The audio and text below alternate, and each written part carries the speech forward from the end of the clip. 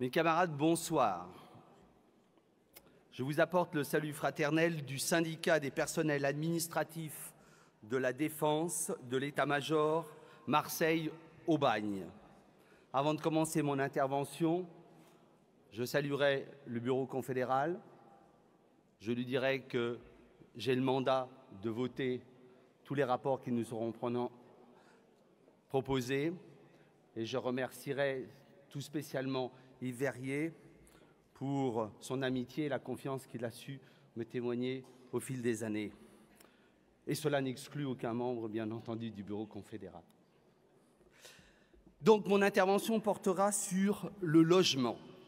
La Confédération est pleinement investie dans le combat pour un logement économiquement abordable et de qualité pour les salariés. La brochure qui nous a été remise dans notre matériel de congrès en témoigne. Ce document est riche d'informations. J'émettrai cependant un petit regret qu'il ne mette pas suffisamment en avant l'action militante de Force ouvrière dans les structures qui portent le logement social.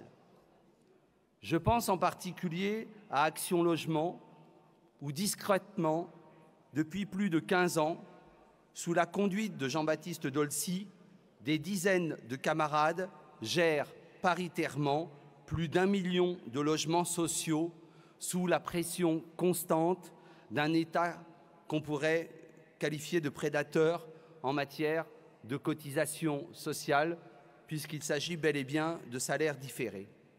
Je dis cela sans ignorer l'utilité publique d'un réseau d'OPH extrêmement fort que soutient notamment notre syndicat FO Habitat.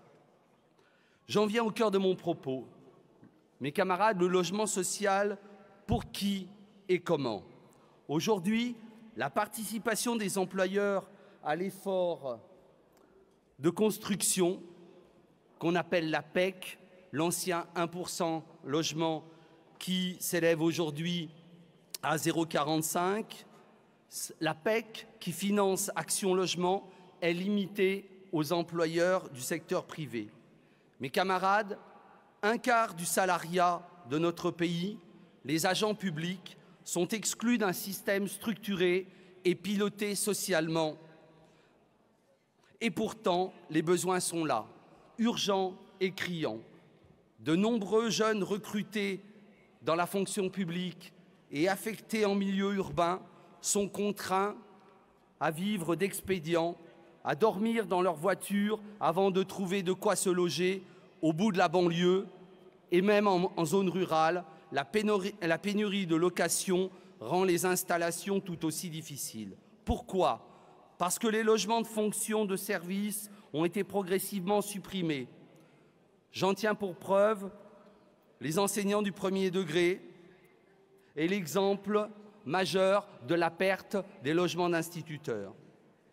Les ministères, les employeurs publics ont failli à leur devoir de faciliter l'accès à un logement adéquat aux agents du service public. C'est pourquoi, mes camarades, notre congrès, notre confédération doivent réfléchir à la participation des employeurs publics au logement de ces agents.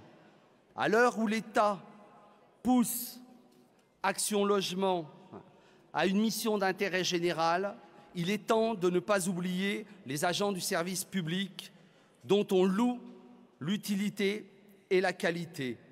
Mobilisons-nous pour mieux loger les agents publics et ça passe par des revendications extrêmement fortes qui touchent à la fois les salariés du privé et les salariés du public. Je vous remercie. Merci Philippe. Nicolas